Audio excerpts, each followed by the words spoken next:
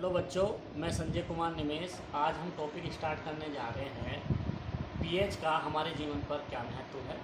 तो आज स्टार्ट करते हैं हम पीएच का दैनिक जीवन में क्या महत्व है। तो बच्चों, दैनिक जीवन में पीएच का महत्व क्या क्या होगा इसके बारे में बात करेंगे। Importance of pH in everyday life, मतलब हमारे एवरीडे लाइफ में जो है पीएच का क्या इम्पोर्टेंस है उसके बारे में बात करेंगे। तो पहला पॉइंट है बच्चों हमारा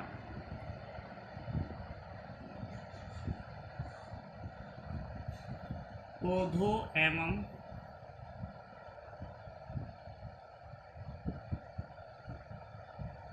पशुओं की पीएच के प्रति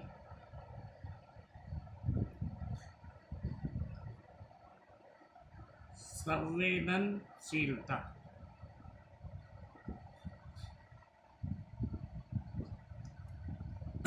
तो बच्चों, पहला हेडिंग हमारा है जो हम बात करेंगे पौधों एवं पशुओं की पीएच के प्रति संवेदनशीलता। मतलब वो पीएच का इफेक्ट जब पड़ता है तो पौधों और पशुओं पर क्या इफेक्ट पड़ता है यदि पीएच हमारी रेंज कम या ज़्यादा होती है। तो जो हमारा शरीर है, अर्थात मनुष्य का जो शरीर होता है, उसकी पीएच 7 से 7.8 के मध्य कार्य करती है। इसी में ही पौधे और पशु भी जीवित रहते हैं। यदि हमारा पीएच मान इससे कम हो जाता है, अर्थात जब पीएच मान 5.6 से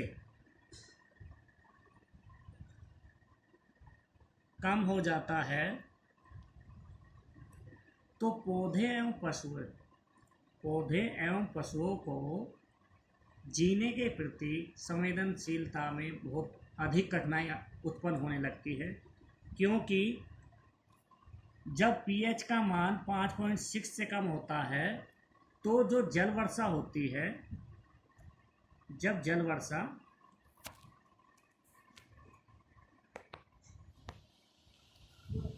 होती है तो उस वर्षा को हम बोलते हैं, जब हमारा उस वर्षा का पीएच मान 5.6 से कम होता है तो उसे हम बोलते हैं अम्ल वर्षा।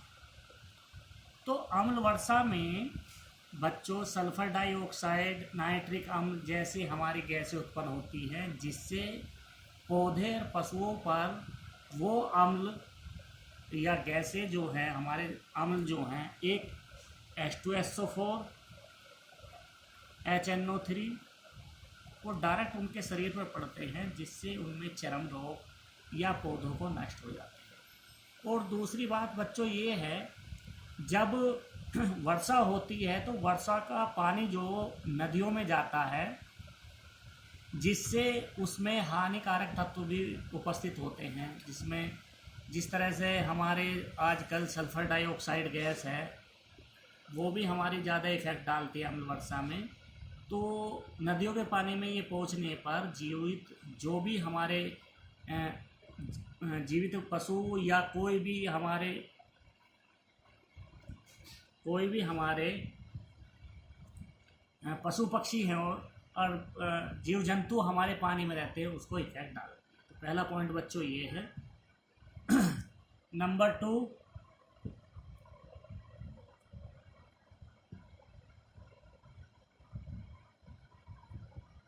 पौधों एवं पशुओं द्वारा उत्पन्न रसायनों से आत्मरक्षा। जो पौधे एवं पशुओं द्वारा जो उत्पन्न रसायन होते हैं, हम अपनी आत्मरक्षा किस तरह से करते हैं उसकी बात कर रहे हैं। तो बच्चों, एक हमारा आप लोगों ने पढ़ा ततैया, और चींटी। ततैया चींटी जब हम लोगों को काटती है, हमें काटती है, तो उसमें एक अम्ल उत्पन्न होता है जिसको हम बोलते हैं मेथेनोइक अम्ल। जब बच्चों ततैया चींटी हमें काटती है तो हमारे शरीर में मेथेनोइक अम्ल उपस्थित हो जाता है, जिससे हमें दर्द एवं जलन का अनुभव होने लगता है। तो बच्चों इनसे बचने के लिए हमें कोई भी तो बचाव कैसे करना है? इनसे बचाव करने के लिए क्षारीय पदार्थों का प्रयोग किया जाता है। क्षारीय पदार्थों का उपयोग किया जाता है, जिससे हमारा ये दर्द और जलन का अनुभव समाप्त हो जाता है। तो बच्चों जो ततैया और चींटी के काटने पर हमें दर्द और जलन का जो अनुभव होता है वो बच्चों मेथेनोइक अम्ल से होता है। तो मेथेनोइक अम्ल हमारा जो है दर्द और जलन उत्पन्न करता है। इससे बचने के लिए हमें क्षारीय पदार्थों का सेवन करना होता है। तो नंबर 3 है बच्चों, नंबर 3 पॉइंट है बच्चों, पौधों की वृद्धि एवं मिट्टी के पीएच से संबंध। तो इसमें क्या होता है, जो हमारी मिट्टी होती है बच्चों, जो मिट्टी होती है हमारी, वो ज़्यादा या तो वो ज़्यादा अम्लीय होगी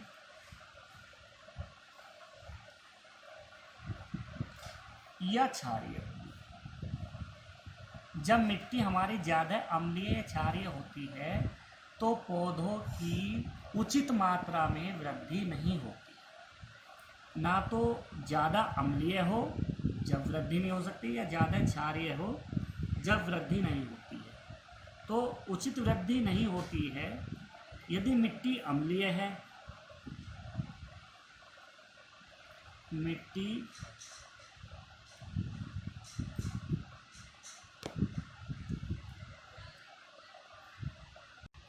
मिट्टी अम्लीय है तो चूने जैसे क्षार से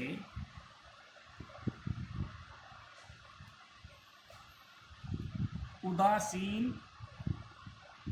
कर देते हैं। अर्थात बच्चों, जहाँ मिट्टी अम्लीय होती है वहाँ चूने का पानी या चूना हम मिट्टी में मिला दें तो वहाँ मिट्टी अम्लीयता समाप्त हो जाती है और वो पौधों की वृद्धि उचित मात्रा में होने लगती है। यदि मिट्टी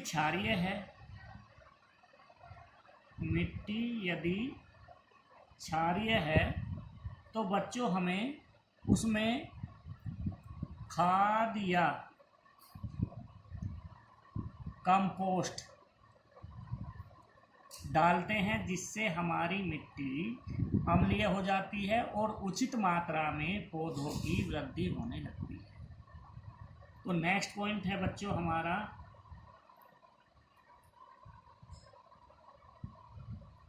हमारे पाचन तंत्र का पीएच। हमारे पाचन तंत्र का पीएच, यदि हमारे पाचन तंत्र का पीएच यदि गड़बड़ हो जाता है तो हमारा क्या इफेक्ट होता है? पाचन तंत्र को जो बच्चों हम इंग्लिश में बोलते हैं डाइजेशन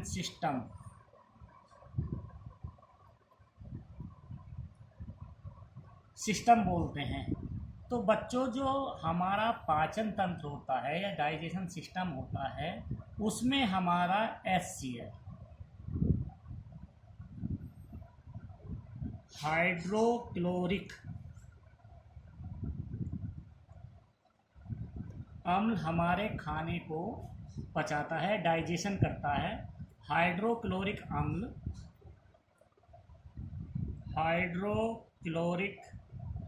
एसिड हमारे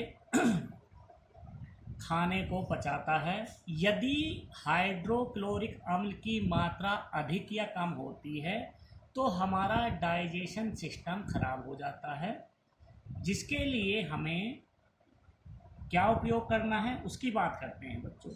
जैसे ही हमारा HCl हाइड्रोक्लोरिक अम्ल एसिड की मात्रा बढ़ जाती है तो बच्चों उसके लिए हमें कोई एंटी एसिड लेना पड़ता है। तो कैसे कैसे यूज करते हैं इसकी बात करते हैं। तो ये बच्चों एक हमारा अमाशय होता है, ये हमारे पेट में होता है, स्टोमच। अमाशय क्या होता है? पेट के अंदर वह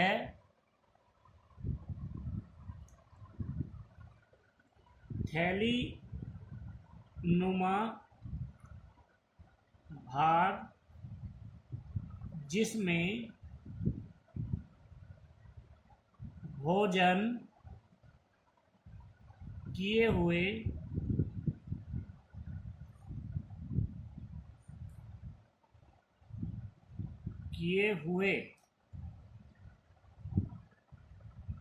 पदार्थ इकट्ठे होते हैं और पचते हैं। तो बच्चों अमाशय में ये भोजन जाता है जिसमें हमारे हाइड्रोक्लोरिक अम्ल होता है, वहाँ पर भोजन इकट्ठा होता है और वो पचता है। यदि हमारा HCl हाइड्रोक्लोरिक जो डाइजेशन सिस्टम को पचाने का काम करता है, यदि ये अधिक हो जाता है तो उससे हमें एक एंटा एसिड का प्रयोग किया जाता है। नंबर 1 किसको किया जाता है? जिसे हम इनो कहते हैं। इनो पीकर हम, जो बच्चा कहते हैं ना एसिडिटी बढ़ रही है, तो हम इनो इसलिए पीते हैं। और इनो एक क्षारीय है, ये क्षारीय है, कोई भी क्षारीय पदार्थ पी सकते हैं। दूसरा एग्जाम्पल है milk of magnesia. Milk of magnesia क्या होता है बच्चों?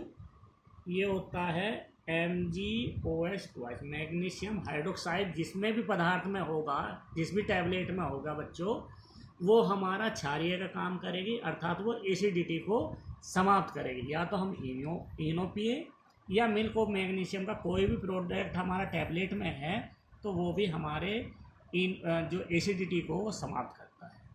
नेक्स्ट पॉइंट बच्चों,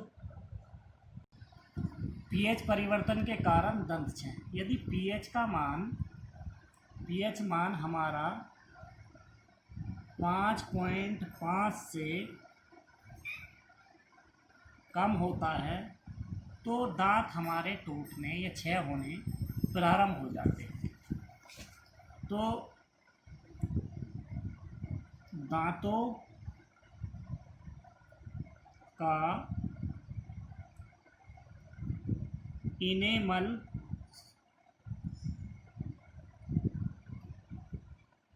कैल्शियम हाइड्रोक्सी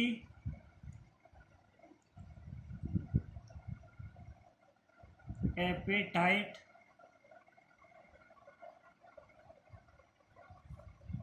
जिसको हम बोलते हैं कैल्शियम फॉस्फेट का क्रिस्टलीय रोग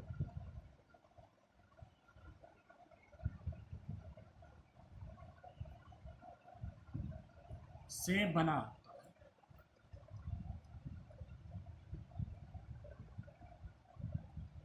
तो बच्चों दांतों का इनेमल क्या होता है? इनेमल वो होता है जो हमारे मुंह में दांत सारे इकट्ठे जिस पर जुड़े होते हैं उन्हें बोलते हैं इनेमल। किससे बना है? कैल्शियम हाइड्रोक्सी एपेटाइट, जिसको हम दूसरा नाम कैल्शियम फॉस्फेट का एक क्रिस्टलीय रूप भी होता है। क्रिस्टलीय कहते हैं ना, ठोस होता है, बना होता है। जो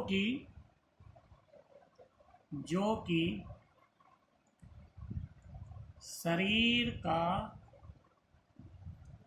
सबसे कठोर पदार्थ है। यह जल में नहीं घुलता है, किंतु मुंह का पीएच 5.5 से कम होने पर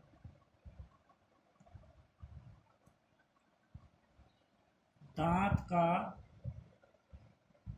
क्षय हो जाता है, अर्थात दांत टूटने लग जाते हैं।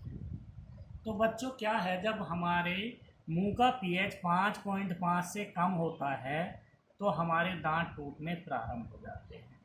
तो ये जो अवस्था होती है ये बुजुर्ग लोगों में होने लग जाती है। जब उनके पीएच का मान, मुंह का जो पीएच मान है वो 5.5 से कम होता है तो दांत टूटने स्टार्ट हो जाते हैं। तो यही कारण है जो बुजुर्ग व्यक्ति होते हैं उनके मुंह में दांतों की संख्या निरंतर कम होती रहती है। तो इसलिए बच्चों उनका पीएच मान 5 से कम होता है, और जो वयस्क, जो जवान या बच्चे होते हैं उनका पीएच मान 5.5 से अधिक होता है, जिनसे उनके दांत नहीं टूटते हैं या नहीं क्षय होते हैं। यही कारण है बच्चों।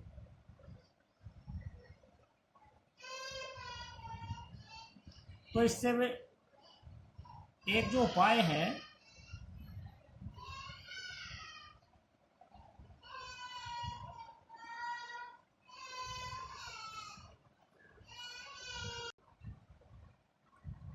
तो क्या उपाय करना चाहिए बच्चों, कैसा बचाव किया जा सकता है अधिकतर? तो कुछ हम जो रात को खाना खाते हैं तो कैविटी भी लग जाती है बच्चों, उससे बचने के लिए हमें रात में ब्रश करके सोना चाहिए, रात में ब्रश करना चाहिए। तो बच्चों ये हमारा पीएच जो है डेली जीवन में कैसे प्रभाव डालता है ये हम बता चुके हैं बच्चों। अब नेक्स्ट टॉपिक है हमारा पीएच मान क्या क्या होता है, किस प्रकार। तो बच्चों कुछ इंडिकेटर लिखे हैं जिनके हम पीएच रेंज लिखे हैं। बेसिक मीडियम में क्या होगा और एसिडिक मीडियम में क्या होगा। तो पहला हमारा है मिथाइलोरेन, इंडिकेटर का नाम है मिथाइलोरेन। इसकी वैल्यू है 3.1 से 4.5। तो पीएच रेंज हमारी 3.1 से 4.5 है। तो ये हमारा एसिडिक मीडियम में लाल और बेसिक मीडियम क्षारीय माध्यम में पीला होता है, पीला है बच्चों। इसी प्रकार नंबर 2 पे मिथाइल रेड, जिसकी पीएच मान 4.2 6.3। तो बच्चों हमारा यहाँ तक जो है ये अम्लीय है 6.3। तो ये हमारा अम्लीय माध्यम में लाल और क्षारीय माध्यम में पीला हो जाता है। इसी प्रकार हमारा नंबर 3 लिटमस, ये क्या है, इसका पीएच मान 5.5 से 7.4 है। ये अम्लीय माध्यम में लाल से ये क्षारीय माध्यम में नीला हो जाता है। इस प्रकार नंबर 4 है बच्चों फिनोल रेड, इसका पीएच मान या पीएच रेंज जो है 6.8 से 8.2 है। तो अम्लीय माध्यम में ये पीला और क्षारीय माध्यम में लाल हो जाता है। नंबर 5 फिनोफ्थलीन, जिसका मान 8 से 10 होता है पीएच रेंज, लेकिन ये अम्लीय माध्यम में रंगहीन मतलब कलरलेस होता है बच्चों ये, और क्षारीय माध्यम में लाल या गुलाबी, रेड या पिंक हो जाता है। नंबर 6 थाइमोलेथिलीन, इसका पीएच रेंज 9.3 से 10.5 होता है।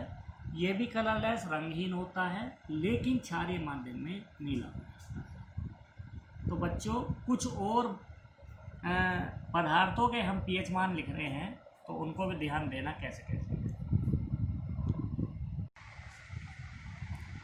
PH value of some general matters, तो कुछ पदार्थ हैं जिनका हम पीएच की मान लिख रहे हैं और उसकी प्रकृति कैसी होती है, एसिडिक होती है या बेसिक, उसकी बात करेंगे बच्चे। पहला है नींबू का रस, तो इसका पीएच मान है 2.2 से 2.4, तो ये अम्लीय होता है। पीएच मान से ही हमें पता चलता है बच्चों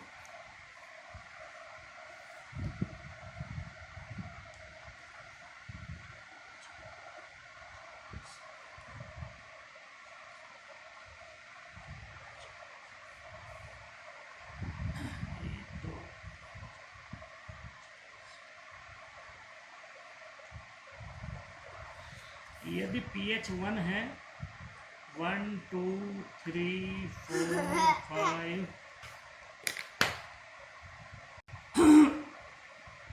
तो बच्चों pH मान जो होता है 1 से लेकर 6 तक वो अम्लीय होता है, अर्थात अम्लीय होता है।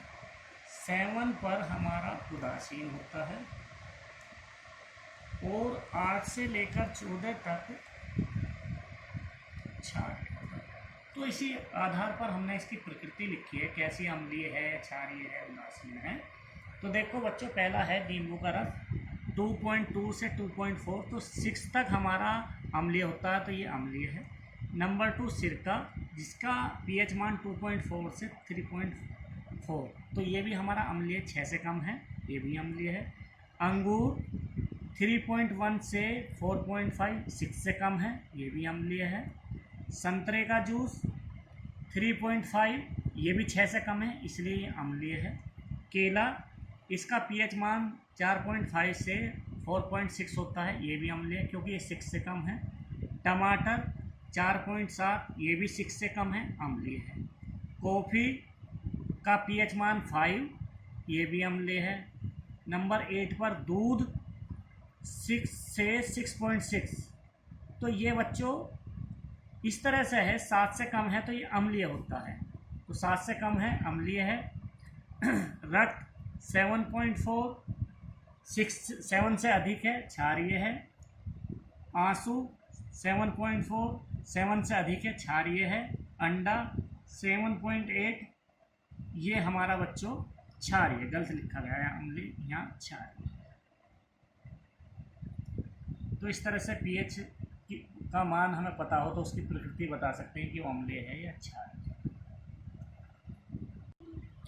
एक क्वेश्चन है बच्चों, एक विलयन में हाइड्रोजन आयन सांद्रण 10 की घात -6 m का मोलरता है। इस विलयन का पीएच मान बताइए।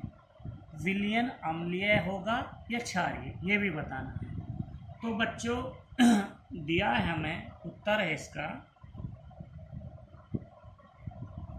दिया है कि हाइड्रोजन आयन का सांद्रण जो है वो 10 की घात -6 है। जो सूत्र होता है पीएच का मान निकालने के लिए, -log10 H+ आयन, या तो वो H+ आयन दे, हाइड्रोजन आयन दे, या हाइड्रोनियम आयन, एक ही बात है। यहाँ हाइड्रोनियम आयन देगा तो बच्चों यहाँ इसकी जगह H3O+ लिख देंगे, लेकिन यहाँ पर हाइड्रोजन आयन दिया तो H+ आयन देंगे। तो H+ आयन की वैल्यू दे रखी है 10 की पावर -6, तो इसको इसकी जगह लिखेंगे -log आधार 10 की घात -6। तो बच्चों 10 की घात -6 बाहर आ जाए, -6,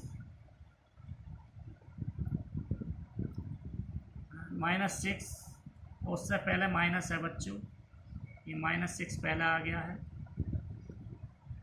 log 10 आधार 10 × 10, तो बच्चों हमें पता है log आधार 10 × 10 का मान 1 होता है, तो इसकी जगह हम 1 रख सकते हैं।